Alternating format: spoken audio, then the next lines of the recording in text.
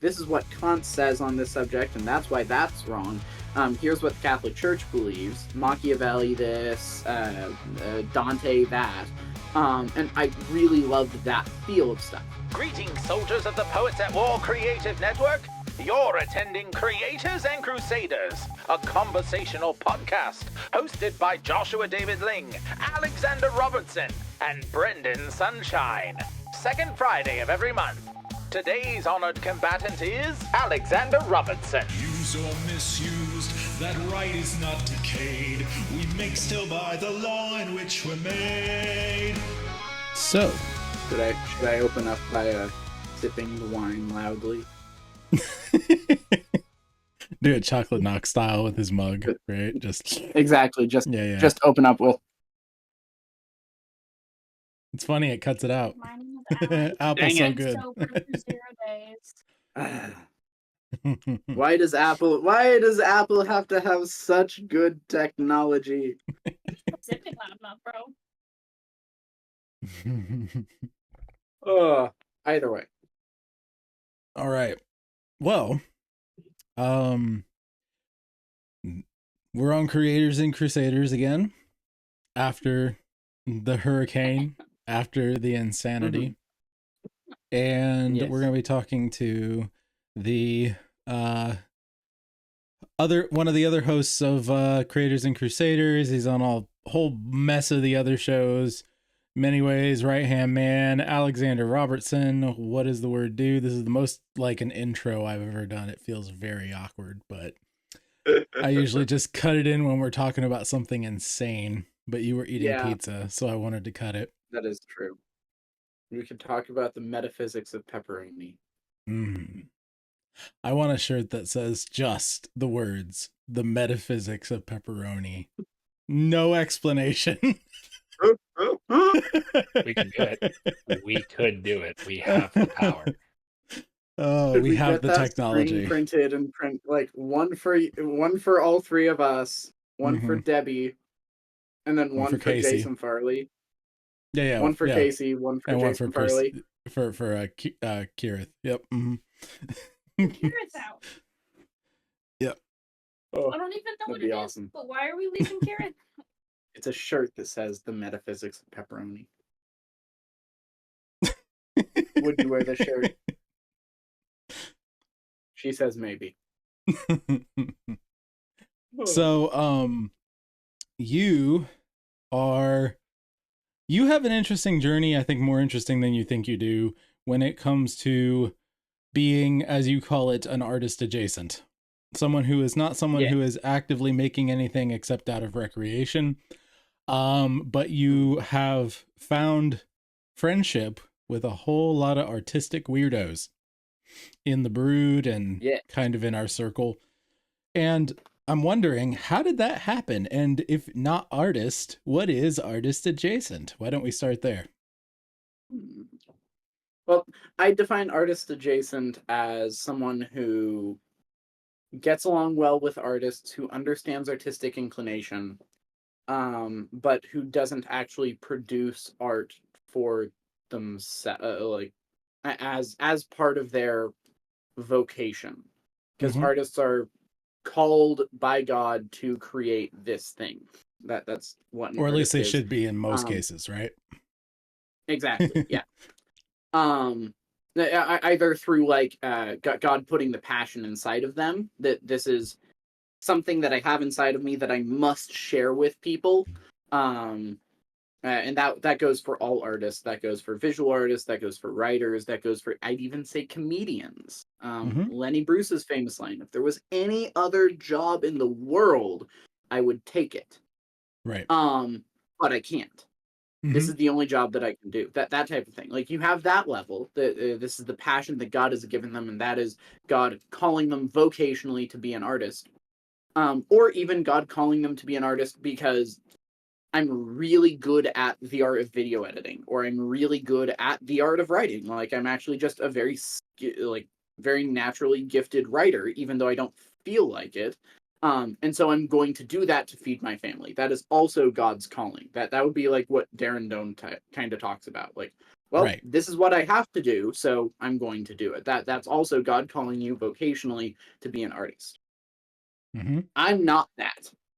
Right. I enjoy making art. I like drawing maps. I like world building. Those are my primary things that I do as far as artisty stuff. But I could drop them. They're not they're not providing income for me, and I don't have this just burning desire to draw the map. And yet you're In me. drawn to the So weirdos who do. exactly, yes, because I appreciate. I am an art appreciator. Like I feel like the most common artist adjacent folk that you're going to find in your regular everyday life are going to be like critics, like specifically art critics. So like movie critics or your film reviewers on YouTube. Those would be artist adjacent. They can appreciate good art. They understand what it takes to make good art, and they like seeing that made, but they're not actually making it for themselves. With a little bit like a little bit of gray area there for YouTube reviewers because they are partaking in the art of video editing and writing and all that stuff if they're Right. good. But I'd say that that's what an artist adjacent person is. Someone who appreciates the work that artists do, who sees the importance of it, but doesn't particularly do that for themselves. And so that's where I am. I am artist adjacent. I speak the language of artists. I also speak the language of like I wouldn't say executives because executives scare me. But the common like regular people who don't understand artists, I can speak their language and explain why art is important. And then I can come over to the artists and explain, okay, this is why everybody thinks you're crazy.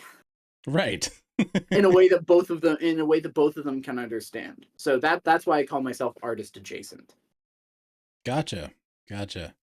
Yeah, you've really come at a weird time, you know, as far as the Brood and everything. And when we started talking, you found your way to Poets at War from my interviews with Jason Farley.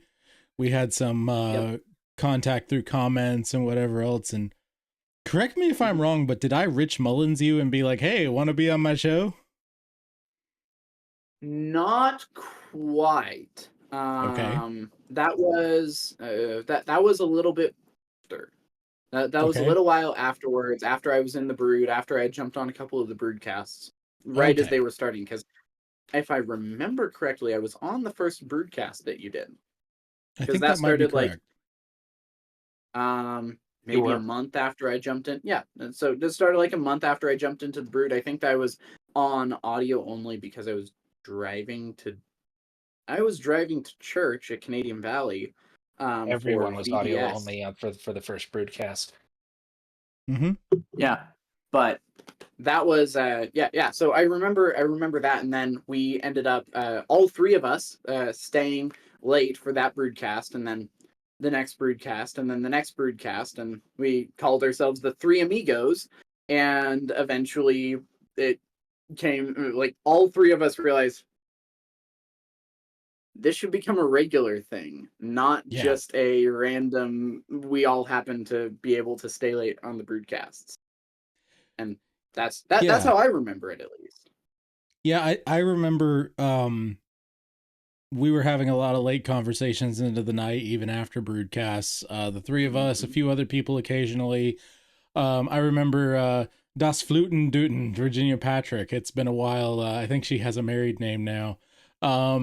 But we had a really awesome conversation with her late into the night and some of the others. And that just really sparked a lot of cool stuff. So I think having an artist adjacent person who was invested in what I was doing with Poets at War was really interesting because I know you're not going to have near as much preciousness about the art as I am going to have.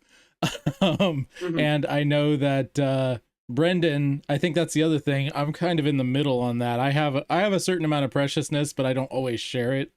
I'm kind of quiet with my preciousness and the all the little details that I mix into my stories and things. I don't get to share them as much as I would like to talk about them and things. Brendan's the other end. He's like in my opinion, more like a pure artist. He's very interested in the specifics of those things. And we're all trying to make He each wants other to make do sure that what he's doing is worth it. right. He wants to right. make sure that it's good. Yes. Yeah. And so, Yep. And for anyone who doesn't understand what Joshua is saying there about preciousness, Darren Donecast, or his new book, Don't Be Precious. indeed. So go. That explains the word that he's using there. And it's kind of interesting, like, you just started doing it, like, naturally explaining to the people what the weird artist is saying, even about Darren Doan, you know, using words that are more inside baseball. It's just been very helpful to the whole process of Poets at War, and everything that we're trying to do with Poets at War Press, which is still cooking. But it's getting there. It's getting there. Mm-hmm. Well, I'm glad I've been able to help. Yes. So what made you want to help? Like, actually more than just occasionally be a part of the broadcast and whatever else. What were the things that made you agree with the assessment of the three amigos, that sort of a thing? Well, I've always been attracted to the weirdos of any group that I've been in.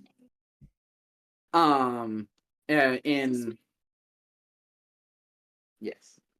But I've always been drawn to the weirdos in whatever group I've been in, and it ended up basically that I had, if I'm psychoanalyzing myself, I had built a decent friend group around myself here, where everybody was kind of normal, like as normal as homeschooled Christian kids can be. Right. Yeah.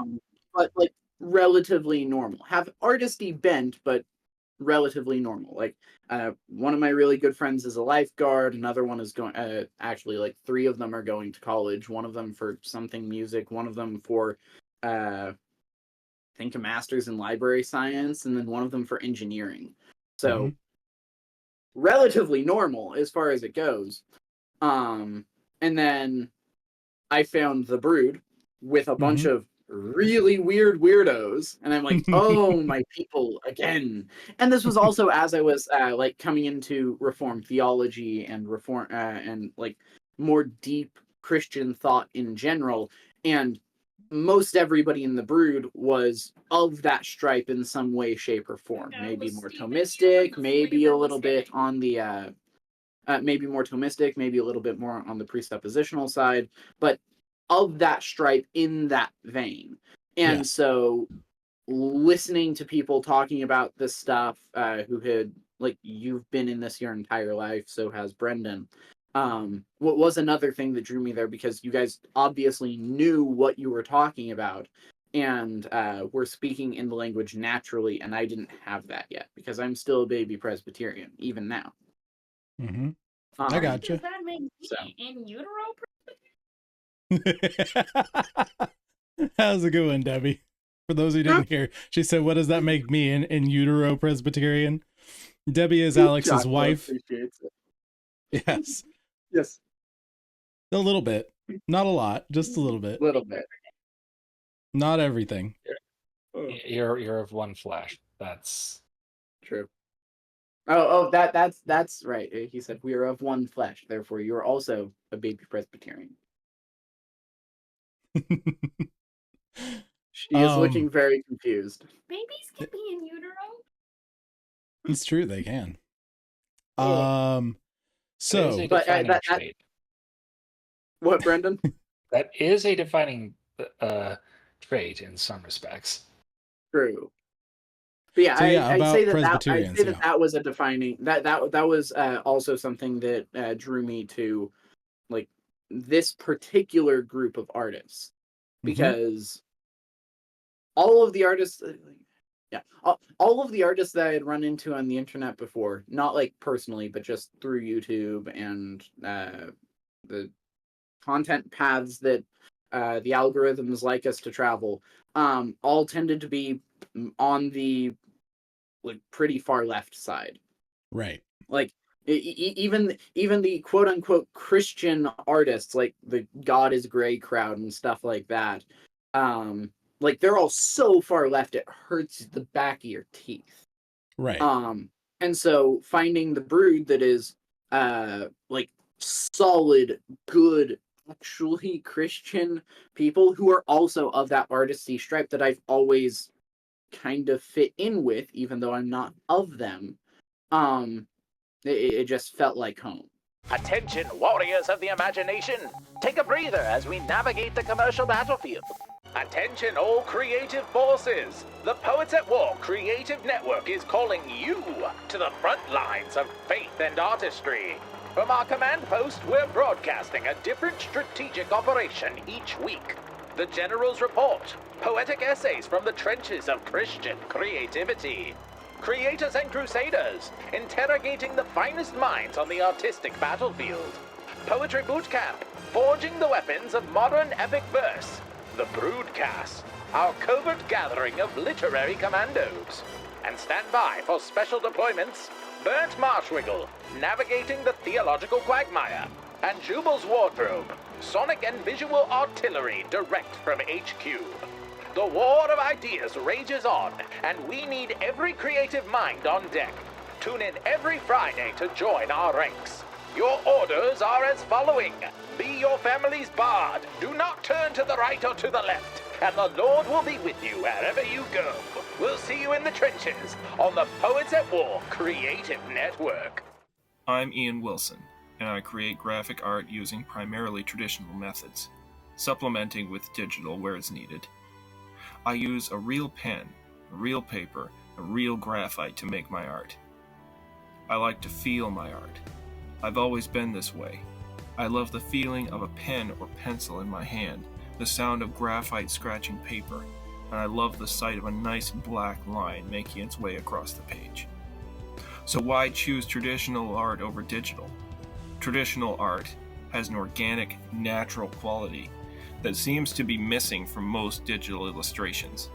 The illustrated books and comics that were made in the days before digital have an excellence and staying power that is just as vibrant now as it was decades ago. These are the stories that stay with you. Dr. Seuss, Winnie the Pooh, Where the Wild Things Are. People still read these. I'm currently working on my own graphic novel series, Legend of the Swordbearer, and I've also had the privilege to draw graphics for 2 motion comic series, along with illustrations for a small magazine, Logosophia magazine, and various book covers. Don't let traditional art fade into the dust. Help me keep it alive. You won't regret it.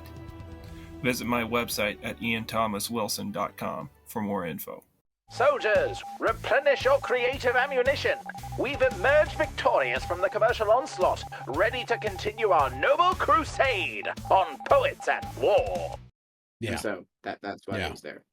You were like, I wish Tolkien and Lewis were still around or had an obvious path of, goofballs hanging out, talking about, pop culture stuff. Because make no mistake, even though they were highbrow at times, these are the same guys who dressed up in polar bear suits as a prank.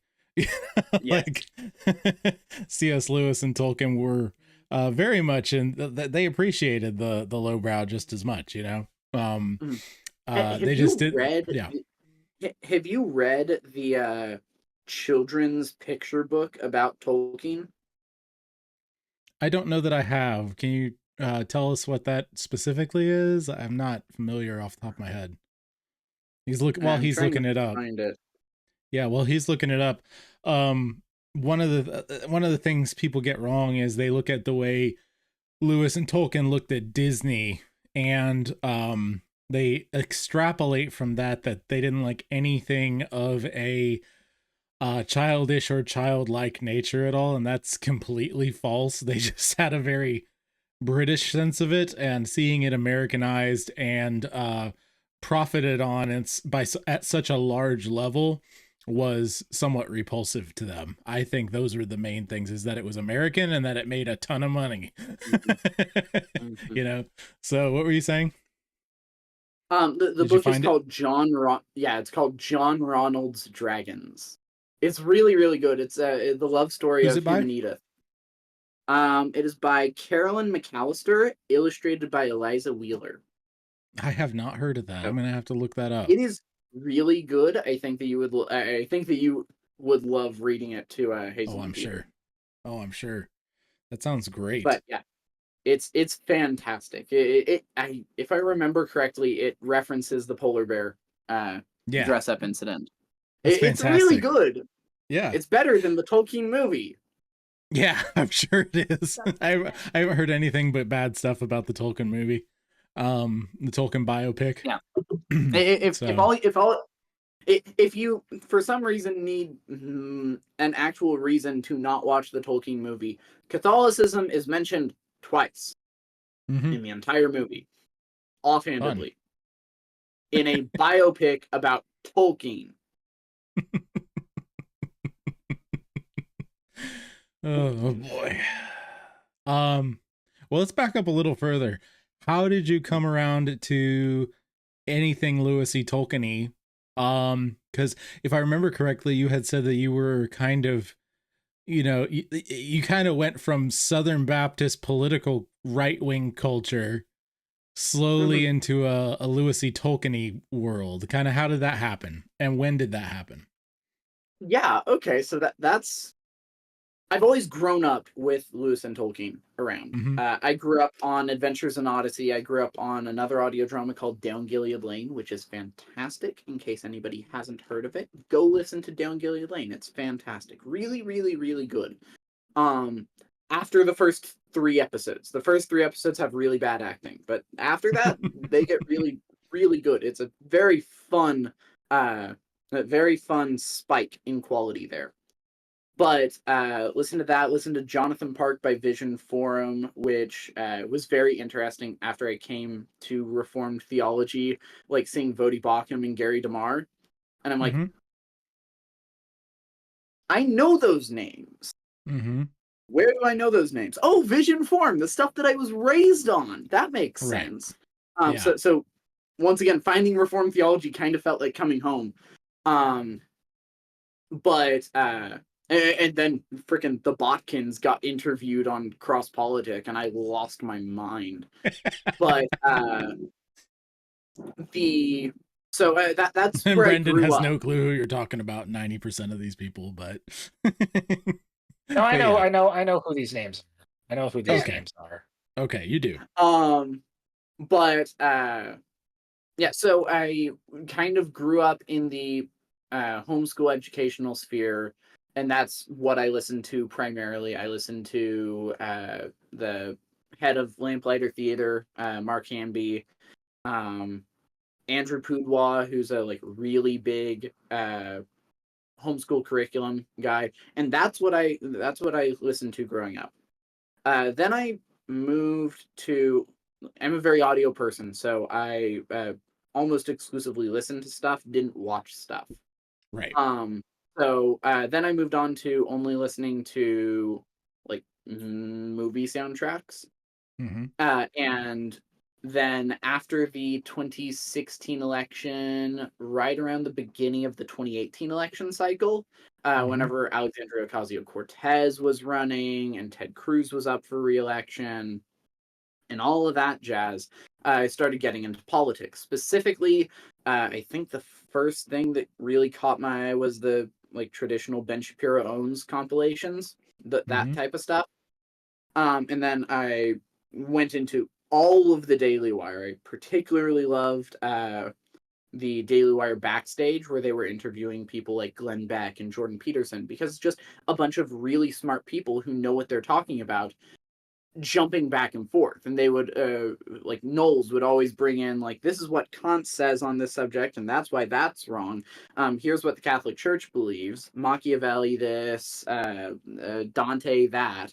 And I really loved that feel of stuff, but it was like the once a month thing as opposed to the torrent of politics. Right. So through the 2018 election cycle, I was watching everything that I could on politics. Steven Crowder kind of became my primary there, but still listening to Shapiro and Knowles. I read Breitbart's book, Righteous Indignation, read a bunch of books along those lines in that kind of political sphere. And then after the 2020 election, something in me just said, well, I don't think things are going to get any better. And Crowder had branched out into a bunch of, I say a fair amount of religious content on his Ash Wednesday stuff. Mm-hmm. And that was talking, like he dissected Rhett and Link whenever they deconverted. And then Gerald is a ordained missionary in his church. He's the co-producer. He's now technically the president of Louder with Crowder. But he was extremely smart talking about biblical theology and stuff like that. So I found Vodi Bakum, Paul Washer, John MacArthur, R.C. Sproul, and eventually stumbled upon the talk. I think it was Sexual by Design by Doug Wilson. Okay. And he was talking about he was talking about the like political ramifications of everything, like the political ramifications and how they're all caused by worldview issues. And this harkened back to the stuff that I was taught growing up, specifically the what is it? Who is God series. It's like, who is God? Who am I? Who is my neighbor? What in the world am I doing here? Just like basic children's worldview stuff by Apologia, the homeschool curriculum, not the church. I think. And so I found Doug Wilson with that, and it was a breath of fresh air. It felt so good to hear somebody saying the truth unvarnished by any like any form of trying to please either side, because that's, I feel like, one of the things that really fed me up with the political stuff was that I could tell that they were, at least in certain ways, holding back on on going deeper into things, because they knew that that's not what people wanted, and Doug didn't do that. Right. Like that, he was just unfiltered and completely spot on. It was like, oh wow, that's amazing. Binged all of the Grace Agenda stuff, binged like 80% of Canon Plus's channel, listened to everything in the All of Christ for All of Life podcast, and downloaded the Canon app. Before it was Canon Plus, it was the Canon app. It was beautiful. It had this like brown and tan design that was refined and elegant. I like the old app better than the new app, even though the new app has a lot more features and is objectively better. I like the aesthetic of the old one. But found Notes from the Tilt World, which changed my life entirely, and I haven't gone back since. By N.D. Wilson, for anyone who's wondering. Great book. Yes. He just came out with hardcover editions. He just Yes, came he out did. with brand new collector's hardcover editions. They're so pretty. I'm going to buy so many of them. I'm going to be so... Yeah. So that gets us to... excited. That gets us to Moscow. Now, how do we get to what Spokane? Got to Spokane through finding in... I mean, I could probably tell you down to the month where I found it. Cross Politic. Because I had heard some of what Toby was talking about. This is probably before I got the Canon app. But I had heard of Toby through CRF. Toby Sumter, for anyone wondering. Yeah, Pastor Toby Sumter. And I had heard about him through CRF and realized that he had a news podcast, because I think it just got recommended to me. And I'm like, oh, cool. Downloaded all of the news podcasts, just going backwards from the most recent episode, which is not the way that you should do that. But I started at the most recent episode and then went backwards and backwards and backwards, catching what their take on the news cycle was, because I was still relatively plugged into the news, because what else was I going to do with my ears? Right. Except for still listen to politics. and found their stuff, and it was really, really good. And then there was this one weird episode where they had a guest on, and he was talking about stuff that was way over my head. And I'm like, okay. Then I went down, and he was on again, the second episode of Nox Unplugged, and I was like, oh, that's actually really interesting. And then I kept listening, and then he was on again, and it was the introductory thing. I'm like, oh, I should go back and listen to that. It was Jason Farley and Chocolate Knox on Knox Unplugged on the Cross Politic feed. Got it. And that's how I found that. And I listened to those first 3 or 4 episodes whenever they were still on the Cross Politic feed, probably in the span of a week, 5 or 6 times each. Just going back through, because I didn't understand anything. I It's very understood dense. Yeah. nothing about what was being spoken of. But neither did Knox. Right. or at least that's the way that it was being played. Because I'm not sure if he had more familiarity with the stuff and was just like trying to be a From what I hear, he didn't. point of view character for the audience. But like Jason walking through all of the things from beginning to end, I eventually started realizing, oh, so this is what he's talking about here, and this is what he's talking about here, and figuring out the grammar of metaphysics and the grammar of Christian philosophy. And then around episode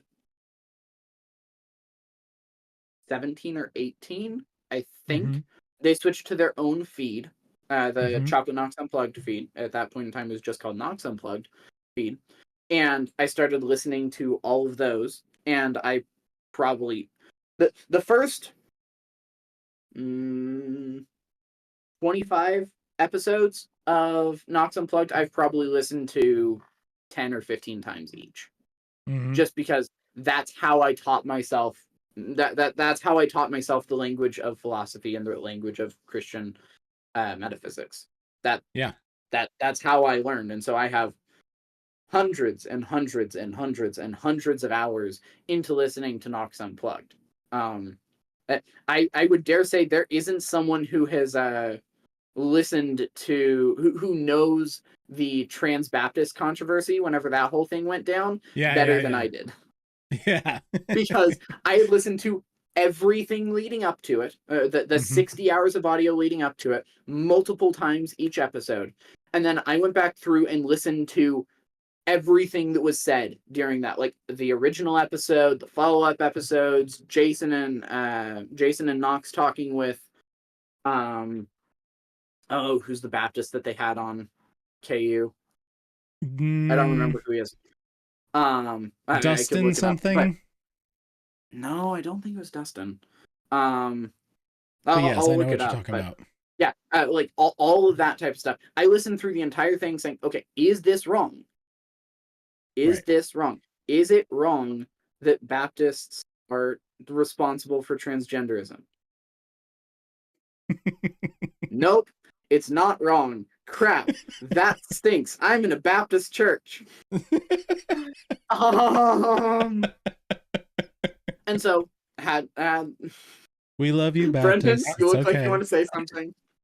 I mean, all I can say is that when you deviate from understanding that baptism is the new circumcision and that children of the covenant were not given the option, and thus you do not baptize babies because because you're allergic to covenant, the only way you can go from there is heresy.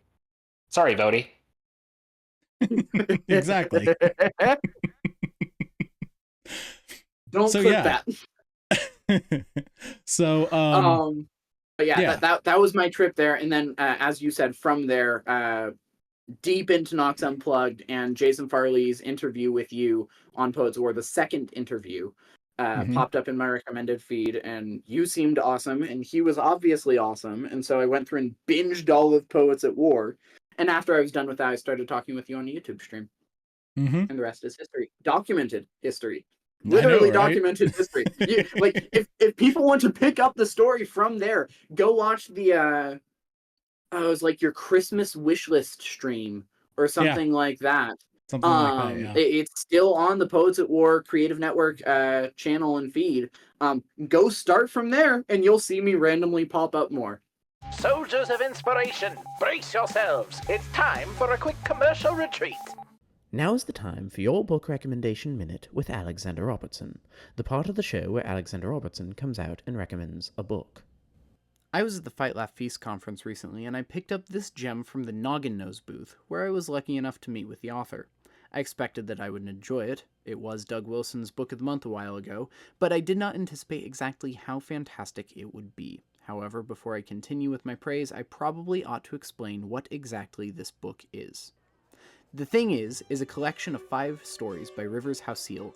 The subtitle is Short Stories of Things and the People That They Encounter, and it very much lives up to the promise of that subtitle. Each story is based around a meeting of thing and person and the events which follow. From a typewriter being found in the middle of the road by an aspiring writer, to a deformed potato found by a soldieress in the Women's Land Army amidst World War II, each story is beautifully crafted in every facet. The characters are believable to the point where I was convinced I had met many of them, and the form of the short story is so very well suited to these tales. It is a relatively rare thing for a book or story of any form to bring a tear to my eye, but multiple stories in this collection did. The themes of God's grace and sovereignty resonate very deeply with me, and the skill with which Miss Hausil works beautifies these themes and raises them to a level of glory which I have very rarely seen. This book is absolutely marvelous, and I recommend it heartily to everyone who has a taste for stories of any form. I'm certain that nobody will be disappointed. In my part of the world, at least, to see a typewriter sitting in the middle of the road is not normal. But if I have learned one thing, it is that odd things do happen, and there it sat. Furthermore, I was raised to know that when one spies a typewriter in trouble, one rescues it. So I did. Excerpt from Of When a Typewriter Was Found, the first story in this collection. Are you looking to turn your book into an audiobook? Look no further than Joshua David Ling, your go-to professional audiobook narrator and producer. With his captivating voice and state-of-the-art equipment, Joshua delivers audio experiences that will keep your listeners hooked from start to finish. Using his top-of-the-line microphone, Shure SM7B, and professional audio editing techniques, Joshua ensures every word is crystal clear and every emotion is perfectly conveyed. Whether you're crafting a thrilling novel or an insightful nonfiction work, Joshua's versatile talents shine through. From character voice acting to technical narration, Joshua's expertise covers a wide range of genres and subjects. He's worked with respected names like Founders Press, Ian Wilson, Freddie Morales, and many more, proving his ability to meet and exceed client expectations. But Joshua offers more than just voice. His collaborative approach means your vision stays at the heart of the project, resulting in an audiobook that truly represents your work. Ready to take your book to the next level? Contact Joshua David Ling today at joshuadavidling@gmail.com or call or text 770-814-1849. Don't let your story go unheard. Let a true bard's voice bring it to life. Soldiers, replenish your creative ammunition. We've emerged victorious from the commercial onslaught, ready to continue our noble crusade on Poets at War. Yeah, Brendan, you can hop in at any point if you have anything, but I was going to say from there, I think our friendship particularly blossomed because you were very, very interested not only in hearing what I had to say, but like you asked questions, and I think you asked more clarifying questions than almost anyone in my entire life ever. When I said all my craziness and whatever else, you really were trying to swim through all of the weird artisty stuff that I was doing to get to what I was actually saying. And every time I heard you speak it back, I'm like, yeah, that's what I said. And that's kind of been, a cool relationship we've had. That's why we have Burnt Marsh Wiggle now, which is our Temu version of Nox Unplugged, where we talk metaphysics and things of that nature. And I'm coming at it from the perspective of someone, I've read Van Til, I appreciate Van Til, and I'm mostly a Van Tillian, and I've read some Aquinas, I've read some other things, but, really and ultimately, I'm a very functional, practical Vantillian who has all the joy of a Chestertonian. It's very, very interesting and weird, but I don't have to go dip very much into Aquinas to get there. And then Brendan is staring at the camera doubtfully. I personally doubt that you are the practical one, Mr. Let's just go Mr. Christmasism, Mr. Let's change the show 5 times because I'm on a whim. But those things are all actually my fault is being too practical most of the time with those sorts of a thing. When it comes to philosophy, my philosophies are very, very practically based. They're not pie in the sky, how many angels can dance on the end of a pin, kind of thing that Aquinas gets yelled at for all the time. They're not that at all. Like, I always base it in something that's very ground level, but that's a whole other thing. I'm not saying it makes sense. I'm saying once you say this leads to this, it's not a complicated math problem. That's what I'm saying. Doesn't the podcast have an episode where they discuss the angels dancing on the head of a pin, and it's like, does concentration make the thing exist where it is or something like that? Like, you're thinking about this, so do they exist there? Isn't that the point of that argument? I think so. I don't remember what the podcast says. I'm going to be honest. It goes over my head most of the time. And I'm the son of one of the hosts. Oh, goodness. Yeah. But yeah, so with Burnt Marshwiggle, specifically I named it because of the sentence in the silver chair that says something to the effect of, there's nothing quite as sobering as the scent of burnt marshwiggle.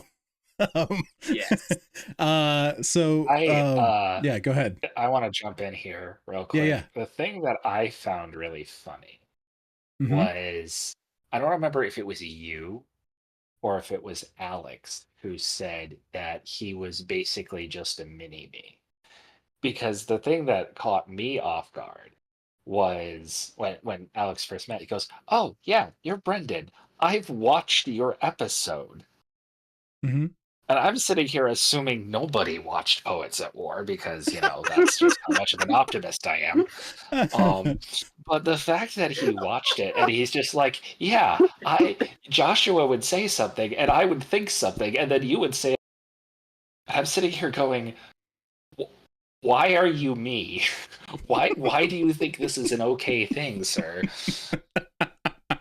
Anyway, but it's just that, like, I find it really interesting that because we are very similar in a lot of ways, but like the key things that we are different on are the things that are like Joshua says he's sort of in the middle, like he's in terms of preciousness, right? And I'm on one extreme of preciousness. You're on not an extreme. You're just more on one side. There are people on the extreme. I know them. Okay, sure, fine. But I'm more on one side, kind of. You're kind of on the other side of that. Kind of. It's sort of a question on whether or not you or Joshua is less precious than the other. I think sometimes, but I agree with you. I agree that that's an open question. But it's just sort of funny that, like, you and I are very similar in a lot of respects.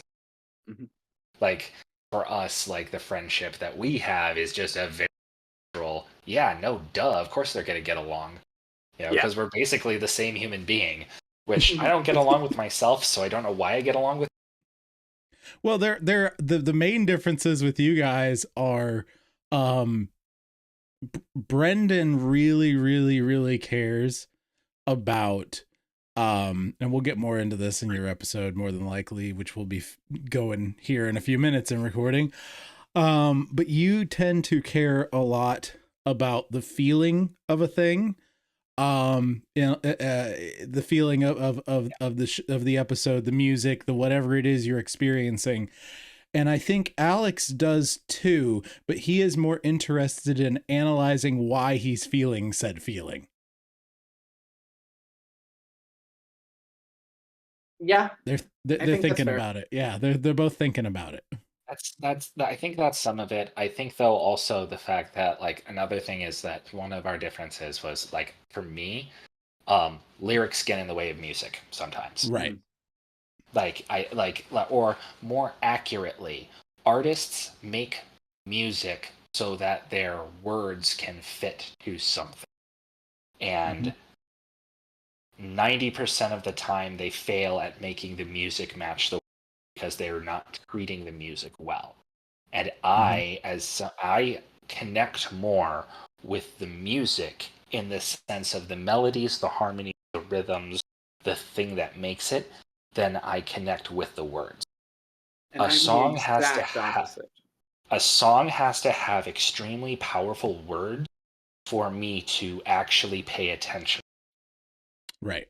Right. And this is one of the things that Nate Wilson talks about.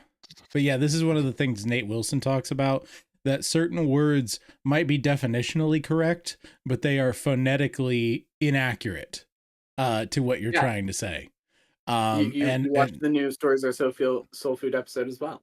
Well, he's been talking about that for a while, but yeah, that's one of his pet topics when it comes to functional art. But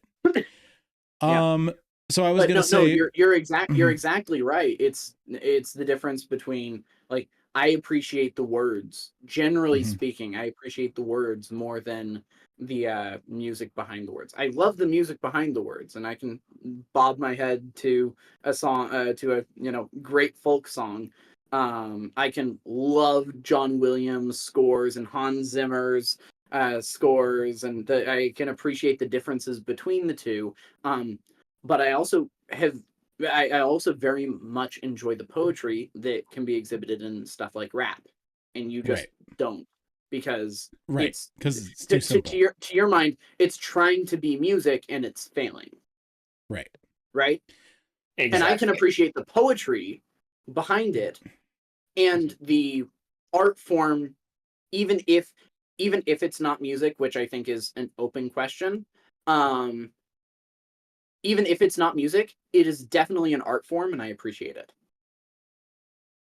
So I wanted to jump back really quickly to Burnt Marshwiggle, because that's sort of going to be a continued thing for your personality going forward. Our last one had a lot of you really delving deeper into something. We had a video essay we talked about that is available for those who want to on Feed the Bard. If you go to my website, click Feed the Bard. You only have to donate once to get access to everything. You do not have to, and you don't lose it either. That's the other thing. You can donate one time, $5, whatever, and you have access to the feed of all these extra episodes that do eventually get dripped out to the main channel. But I'm trying to build. Good night, Hazel. Night, Hazel. Trying to build a backlog of episodes and things and special behind the scenes sorts of episodes and stuff, and there's going to be more on that soon. But Burnt Marshwiggle as a project is one that we're going to continually start putting these out and delving into the deeper side of things, metaphysics, have these deep conversations. So if you like really deep analytical conversations about artistic subjects and theological subjects and political subjects and societal subjects, I think you'll really like Burnt Marshwiggle. I wanted to ask you, Alex, before we go, what your vision, obviously, like, quote unquote, it's my show, but like really the reason I made this show is because you needed a show. We needed a show, you and I. And appreciate so in regard to that, what is your vision for what Burnt Marshwiggle can be in the future? And you can lead that into plugs and anything else you want to say to people.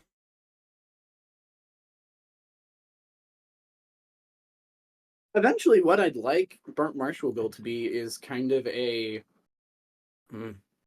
this might be ambitious, but something like Nox Unplugged that artists feel more comfortable in. Because Nox Unplugged is very much for people who appreciate or who are trying to get into theology and metaphysics and philosophy.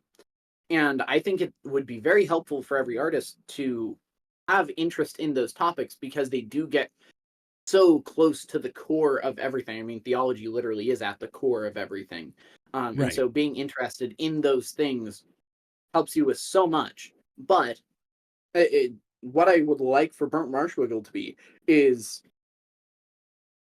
two things. Nox Unplugged for artists where they feel more comfortable, and two, broader, kind of a, I don't know if clarion call is the right word, but kind of a meeting place, I guess, for artists to realize, no, I'm not crazy. Like conservative artists, Christian artists to realize, no, the latest rap battle or whatever does have effect. Like we do have a Christian way to appreciate that as artists, and it's not just regurgitating what everybody else says about it. There's actually a specifically Christian way to do that, and to basically, as I said, say you're not crazy to people who have those instincts, and then to build that up past there. But to say, no, you're not wrong. There is a different way to think about this. The CJDXs of YouTube are right on diagnosing the issue. They're wrong on the fix. Right. That type of thing. And I'd like to be, I would love to be the, I would love Burnt Marshwiggle to be the show that is able to diagnose the problems that are so obviously problems with the culture and with politics, and even to a certain extent we have to be careful because we're not elders, but to a certain extent with the church, and say, no, you're not crazy, these are the problems that need to be fixed, let's work on fixing them. That's what I would like. That's a super unconcise way of saying that, but that's okay. I think I got the gist of it, and I think other people will too.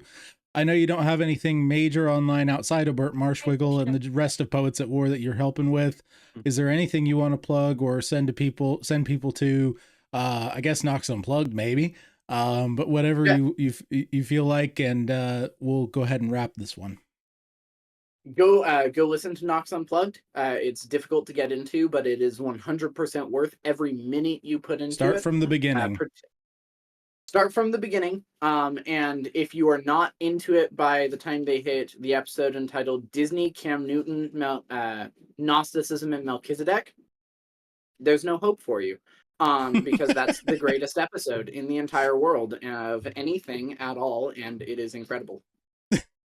Go read Notes from the Tilt-A-Whirl by Indy Wilson. As I said, there's a super pretty version that just came out, but you can also get the original pink paperback for like $3 on Thrift Book. So go read that. It is the best book that I have ever read, and it completely changed the way that I see everything in the entire world.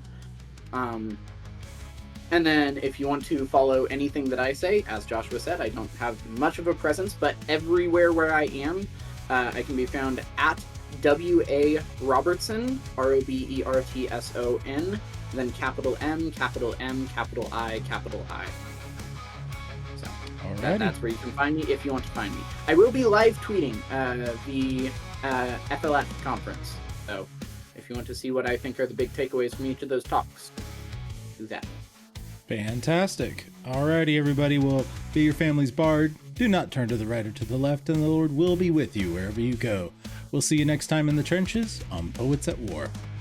Used or misused, that right is not decayed. We make still by the law in which we're made. This has been Creators and Crusaders on the Poets at War Creative Network, a conversational podcast hosted by Joshua David Ling, Alexander Robertson, and Brendan Sunshine. Second Friday of every month. For more, visit joshuadavidling.com.